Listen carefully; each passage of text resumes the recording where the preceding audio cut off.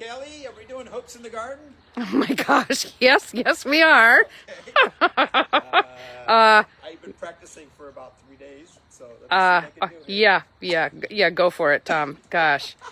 Yeah, it's totally the wrong kind of hoop, but wow, golly. Didn't you grow up with one of these? No, I grew up in the 60s. Well, the 60s. I guess was. Geez, I'm thinking that's hula hoop era. That's lovely. That's awesome. Nice flip. One more. Okay, one more. You know, it's great exercise, though. Apparently, you're bending down a lot to pick it up. Oh my goodness. All right, you show us how it's done. I have to show? I don't want to show. Oh my goodness. All right. I'm no better at this. It's for our fans. It's for our fans. For our fans. Okay. Our fans. Oh my goodness. All right. Oh, okay. All right. I think we can get it. I'm a complete failure. I can't do a hula hoop either. All right. Well. A hoop anyway. Yeah. Who wants to do? Actually, you could use it as a hoop. You could use it as a little. You could use it as a little caterpillar tunnel. All right. Not Well. terribly stable. Okay. Well, here we are. Welcome to the Tom and Kelly Show. Morning, everybody. Good morning. It's episode 14. 14. And we're not doing hoops in the garden. We're going to actually talk about what hoop houses and what you season call extension. Season extension. Because in Minnesota, we need to do that. Yeah, we need to do that. Yeah. So let's again. I'm Tom Bellinger. I'm Kelly Ray Kirkpatrick. And here we go. Here we go. I'm going to set your awesome hoop okay. here, tossing it into the garage. So all right. What I've got set up here, Tom, is my little hoops. This is number 9 wire. You can find this at our local Fleet Farm, Mills Fleet Farm. You can also find it at Johnny's Selective Seeds. Okay. And there's other garden supply places. I tend to use Johnny's for some of the wholesale things that I purchase, but Fleet Farm is a really great source. So it's called number 9 wire. And as you can see here, it's just a simple little hoop. Oh, these are just little. Gosh, I thought we were going to walk under one of them. No, these are little caterpillar tunnels. Okay, caterpillar tunnels. Okay. As you can see, it's just a number 9 wire, and I cut these to length. It comes comes in a big circle. Okay. Cut it to length. Oh my gosh, now they're going to be not in the same spot. We're all measured out perfectly. Uh-oh. Yeah. And then I just space them out evenly. I have my 3 beds planted, and I've got bok choy, I've got spinach, and I've got arugula. And all of these seeds really like cool growing. They're actually started a little bit late. I probably should have started them a couple of weeks ago. But with season extension, I generally get to harvest these greens up until the first week of December. Obviously, it depends on, how much snow cover we have and how cold the temperatures get. But even a little bit of snow, if you come out and wipe it off, otherwise heavy snow will collapse these small little caterpillar tunnels. But the warmth that comes from that greenhouse effect of having plastic or row cover on top is really, really phenomenal. So the rain yesterday cooled my soil by 10 degrees. The soil started out at 70 degrees yesterday, and it's just looks like it's closer to 55 now. So this is a great temperature to start these seeds. Yeah, and the plastic is going to go on. It's 54 degrees, what it says on my watch here. So we it really cooled down. We had a day in the 80s yesterday, briefly. And on Sunday, and so the soil was 70 degrees when I put the thermometer in on Sunday. So the soil has cooled off 15 degrees. But it's going to heat right back up today with the full sun that we have, and that plastic on top is going to just make it cook and get really warm. As a matter of fact, it's probably going to get too warm over the course of the next month for these seeds.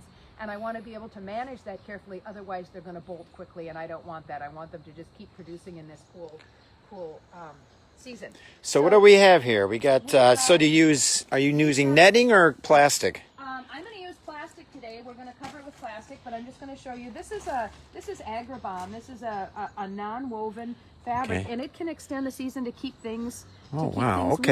And it comes in various weights. Okay. So this is Agribon 19. This'll keep your plants from freezing if it gets down to maybe, let's say, 29 degrees. Okay. The really strong one, Agribon 50, will keep your plants from freezing maybe down to 24 degrees. So a really hard freeze. And I haven't opened this one and used it yet because I usually convert to plastic, quite frankly, beforehand.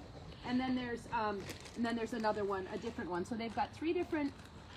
This is the 30, and they got a 19 and a 50. So I've got 3 different, and the 30 is what I actually use the most, and that's a great row cover. And then I convert to plastic. What would you put in the heavier bond? What? Oh, anything. It's just gonna. It's a super lightweight, non-woven kind of a textile, I guess, a mesh. It's not really a mesh because it's not a grid pattern, but it's just a non-woven. It's similar to non-fusible interfacing. Any of those old sewers know it's like a non-fusible interfacing, Okay. a non-woven. It's a fabric, I guess, but it's non-woven. So you can use it to cover anything. Your annuals, you can use it to cover up late season tomatoes. As you can see, my tomatoes are just like kind of just barely hanging on. Look at this. Potager. It's a potager. It's English. I'm English. You're English, but which means kitchen garden. Yeah. Yes. Part of my kitchen garden. And she's got some cover crops already laid out here. They're a so little late. I've been busy doing other things. yes. So As we all are. but so you can use it, the Agribond, to cover all kinds of things. Throw it over the annuals for that first freeze, because usually we get a freeze, Yep. and it warms back up again for a couple weeks, right? Oh yeah. So- Well, I heard today that we have one more day in the 80s on average in September. Yeah. And so we got. Boy, stuff keeps growing. Yep. You know, especially these greens that we're going to cover up today. It'll keep growing down into the 50s, easy. And when you cover it up with plastic, gosh, you can elevate the temperature inside one of these 30, 40 degrees sometimes. So it's pretty great. Okay, so let's Awesome to kind of slide in under so let's one see of if we can do this. Yeah. All right. It's just really easy. I normally don't walk in my garden when it's wet. You know? Yeah, we did get about an inch of rain last night. At least we did in my area. So, okay, so we got this. Just draping the plastic over. Yep. And then we're going to grab a board. I'm gonna grab a board. Oh, okay. Grab a board. Okay. And we're just going to put a board on top of this edge to keep it nice and tight down to the ground. Okay. So no stakes. You don't need to do stakes or anything. No Just stakes, something to because hold you it wanna- in. You want to be able to lift it up and take it off and move it around. Okay. Yeah. Super. Okay. Yeah, and then I can put some rocks on top if I want. And if we get a heavy snow, I might want to come out and continue to brush the snow off if it's like one of those, you know, freaky early season snows, and then it Yep. won't snow for another couple of weeks. You want to brush the snow off and leave it there, and you'll just watch it melt around the edge because it's so warm inside this little microclimate. So, Perfect. you know, this is the miniature version of a hoop house or a low tunnel or a high tunnel.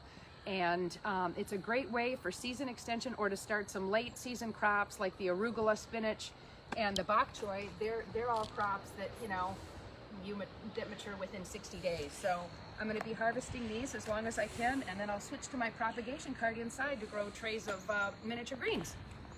And then you'll want to seal up the end. This plastic is actually a little bit short for these hoops. I might move them in a little bit. Okay. And you just seal up the ends by doing some pleating and putting a rock on top, and then some more rocks around the edge, and you've got a really nice, secure place to grow some late season veg. Perfect. Yeah. So, yeah, that's. I mean, if doing that extends it, you still got some other things that are still going to run here through the growing season, yeah. but Pumpkins and butternuts here won't get harvested for, you know, until after that hard freeze. Almost done with the basil. I've pulled up most of my legume bed. There's some carrots left and some peas left. The beans Beautiful. are turning into seeds that I'll take as examples to the schools when I do some teaching there. And over here, my brassica bed is still kind of producing. Lots of beets left to harvest. I think I've got my fourth Some harvest beets. coming up on that. And yeah, and the celery's going just great around the edge so there. Brussels sprouts. What do you get? No. Brussels sprouts did not Brussels sprout. Oh, that's that at all. okra. It's very Okay, no, that's interesting. Oh, that's kale. kale. curly That's kale. big curly kale. Okay. Yeah, and then leeks, of course. Okay. And then these leeks are going to seed. So those were overwintered. So, And- and I love the zinnias and the boy. Yep. I'm So the gonna have to do Agribond, the some. mesh, I could wrap this around in the first freeze, but quite frankly, I'm getting so sick of gardening already this year. I'm thinking I just might cut them all off. So come on, hard freeze. So yeah, it's a great way to do season extension. Again, so if you're looking at extending your season and you're looking at maybe getting some some seedlings started this year, it's a great way to hoop houses or whatever Yeah, you can use galvanized pipe and bend it. you can use this number 9 wire from Johnny's or Fleet Farm, and the fusible or the non-woven textiles as a row cover is a great lightweight. Sheets are great, but sheets also are very, very heavy. And if you reach dew point, they become even heavier and wet, and then sometimes you get damage from a weighted, like a heavier covering to your plants. So the Agribond is really nice. It's a great investment. It lasts forever. You want to make sure you buy a UV stable plastic. These I've been using. This will be my 4th season of using these, and it's UV stable. The plastic doesn't break down. It lasts for a long time. I believe it's 5 mil. 5 mil, okay. Yeah, so I was going to ask about that. Okay. You could actually purchase this maybe at Lowe's, Menards, Home Depot, something like that. One of your DIY places. Just make sure it's 5 mil and UV stable. Add your hoops, and you're all set to go. You're all set to go for season extension. Pretty easy. Pretty easy. So let me. I think we're going to wrap up this episode. This is again a short one. An episode 14. We're kind of running near the end of the season here. There's only going to be a couple more episodes. So thank goodness. Are you guys ready? Just ready to stop this whole just facade of just humor, educational outreach? We're hoping that you enjoy these. Fun. We're hoping you're enjoying these and actually learning something too relative to gardening. But again, I want to remind everybody we have 10 more days for you to apply to be a part of our Master Gardeners here in Olmsted County. The last date for applications is October 1st. And we right now have, I think, 7 applicants for the class of 2022. And we'll have interns for everybody this year. I think it's going to look good. So please consider applying, or at least forwarding it to somebody that you think might want to be part of what we do as far as horticulture knowledge and outreach to the community. Everything we do. Learning all kinds of awesome skill sets to grow all kinds of things. If you're interested in plants, growing food, clean water, climate change, horticulture skills, nearby nature, 7 of our priorities, Master Gardeners is a thing for you. Are you turning us all the way around? It looked like I had a patch over my eye. With nice. Shade. You're a pirate. You missed it. We should have done this on the 19th. Talk like a pirate day. Talk like a pirate. Yeah. Arg. Arg. So it's an online program. It's self-paced. It would be really awesome if you could finish the program by May and dive right into your 50 hours of volunteering and get that done your first season to become a certified Master Gardener. It's like a college course, like a 3 or 4 credit course. I did it this year, and I think it was around 40 to 50 hours of online. And you could do a lot more than that. But it's a wonderful way. You get exposed to everything gardening, from soil to plant propagation to pesticides, integrated pest management, and all that. Trees, woody shrubs and trees, herbaceous ornamentals, all kinds of things. Lawns, the subject matter is deep and wide. So with that, we're going to say goodbye, and everybody, rock your day.